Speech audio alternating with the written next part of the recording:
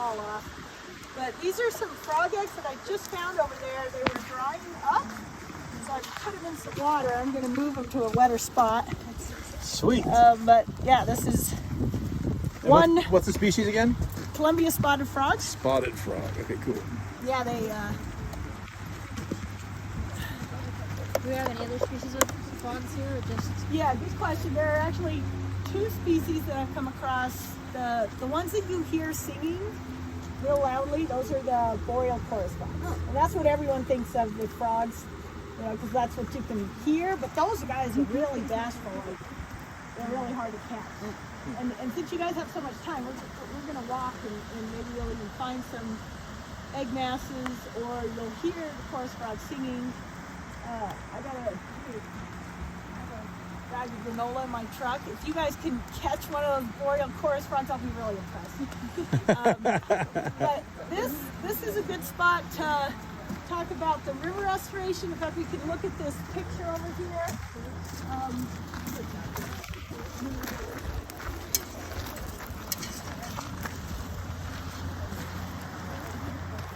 And this is another thing on my to-do list. I definitely need to update this, because this is like 25 years old now. But this was what spurred on convincing enough high big wigs to give us the money to do this project, because we had to do an EIS. And this picture was on the cover in black and white on the EIS, saying this is what we imagine we're going to do with this river, which was basically, like I said, a giant ditch. It had a road on either side.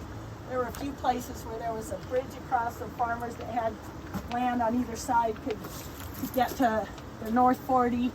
But yeah, anytime you have a constriction, you're reducing the floodplain. And a couple of years ago, the contractors took some drone shots, and I cut and pasted and matched it exactly. I stupidly didn't bring it, but we have the real picture, and it looks actually better than this. It was kind of impressive. So yeah, we got to update these little information kiosks. But here's a picture taken from this corner right here. You see that fence right there is this fence, and I have the dates in here. This is what it started like. The river was kind of just pushed over there. You can pass that around. And yeah, this is kind of the same thing. This is actually a series of taken from right off the bridge of what it looked like when we were moving the river. So that was part of my job, was doing the before and after pictures. So that's kind of cool.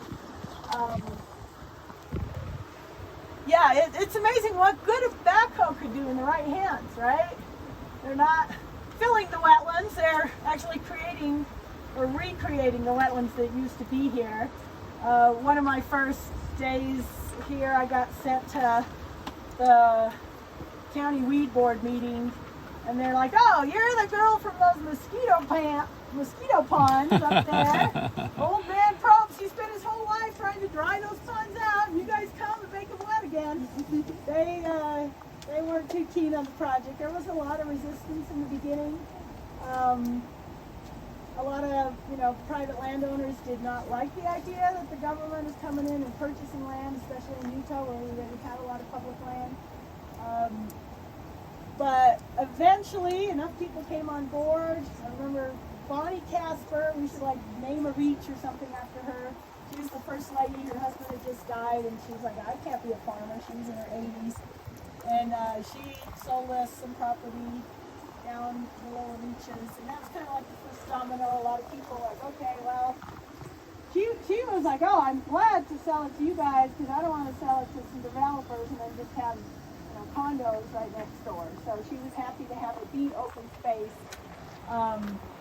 So there were some people that were supportive. There were only two places where they didn't want to sell it all, and we actually had to go to condemnation.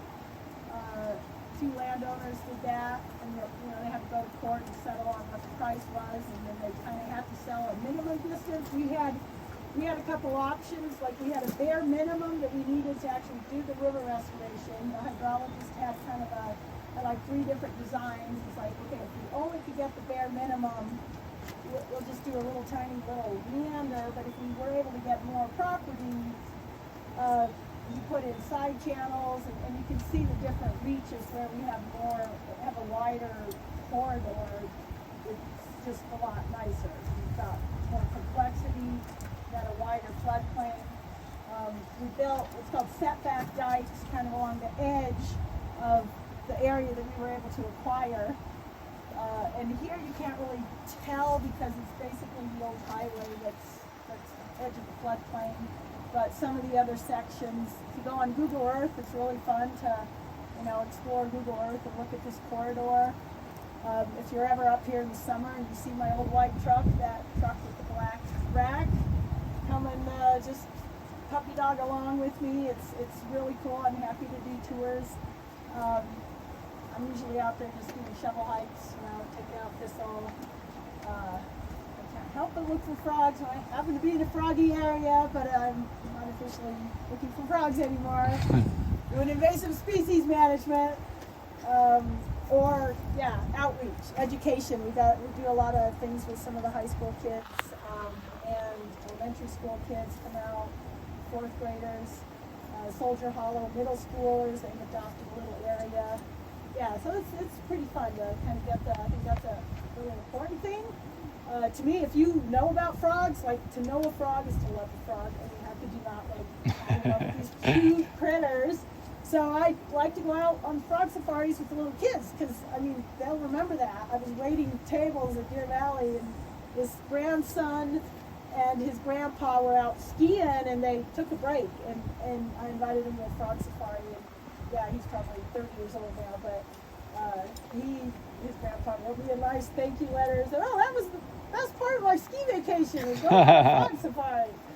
So yeah, you never know it's gonna click with kids. So it is cool to get out and do these nature things. Approximately how many visitors you guys have a year, roughly? What's your guess? We don't keep track. But if you guesstimated, thousands, tens of thousands? No idea. No idea. We specifically designed the parking lot so that there was a maximum amount, and so the idea, and it worked really well until we were discovered that, if one parking lot's full, they just either park out there and walk in, or they go to a different parking lot. But now, people are driving up from Salt Lake, or they come, sometimes on a holiday weekend, half the cars have out-of-state plates. There's a lot of visitors, there's a lot of retired people that don't have to work, so they're here in the middle of the week. It used to only be busy on weekends, but now, even on a rainy Tuesday afternoon, really, the parking lot will be full. Cool. Fishermen, they don't care. They're in waders and they care if it's raining. So yeah, it's been really, really popular. In the morning, the fishing guides come. They'll come with buses like you just arrived in. 200 people. The whole parking lot's full of waders and. Wow, cool. Yeah, it's very, very popular. And that's a post-COVID thing, or that was before COVID they discovered it? COVID just escalated the whole trend. It was starting to get more popular. A lot of retirees now. I'm at the very tail end of the baby boomers, so I still got 5 years to work. But eventually, my job will be available. Looking for grasshoppers here. We do have a internship program, so I've got 2 interns coming this summer.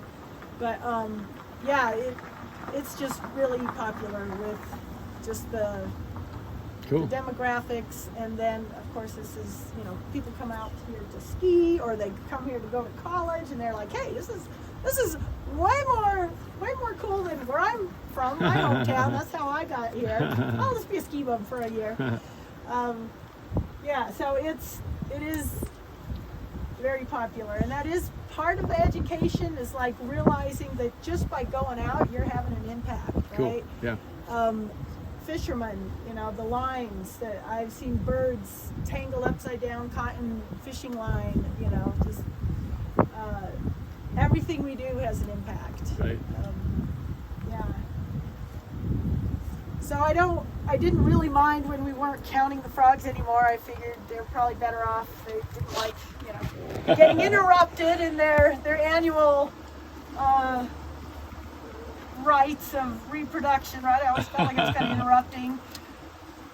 So they're doing just fine without us, but DWR also had some budget cuts in the, like probably about 10 years ago, and we used to count them every spring. Yeah, in 2012 was the last year we did annual counts, and then they went to every 3 years. And the data kind of lost some of its continuity, right? If you're only counting them every 3 years, you don't know if the number drops, if it's really a trend, or if it was just a dry year, and then you go 6 years to compare. Yeah, we really lost a lot of integrity in the data when we stopped doing it every year, and then plus it's a different group of people doing it now. You also, you know. But up to 2012, they were increasing, though, right? They were doing pretty well up to 2012. Yeah, there was a pretty steady and then part of it is kind of interesting because when they were writing conservation agreement, we knew of about 400-ish frogs, and they're like, okay, if we can get to 500 frogs, that's a stable, you know. It's almost like they looked at, you know, oh, we'll just look a little harder and we'll be able to find them. But we went way past. We were over 1,000. Cool. Yeah, so everyone's like, oh, we don't have to worry about the frogs, at least here in this valley. But, you know, there's so much turnover. There are populations that were discovered and then they just kind of didn't get mentioned, you know. It's like, because people Sure. leave, and I'm like, wait, what about those wand-ship frogs? What about those, you know? Yeah, they probably hate me. But, yeah, I'm very frog-centric. But everything is connected, right? Like, if what's good for the frogs is good. On our project on the Delta, the project, has anyone heard of the Provo River Delta project? Have you guys, we do public tours the second Saturday of every month. If you guys are around this summer, just drop in at 9 o'clock at the construction entrance, or if you go to our website, you can sign up. That's really interesting. We're recreating a whole delta, which is something kind of rare. There's a lot of river restoration projects, but not that many delta restoration projects. And the purpose of that project is to provide habitat for the June sucker, which there's no June sucker. Does that ring a bell to anyone? Yeah. We learned about those conservation species. Yeah, that's pretty interesting there. I even got the high school welding class to make a June sucker shaped bike rack for our parking lot. Sweet. I hope it works out. Yeah, let's see. Okay, maybe we should just keep walking.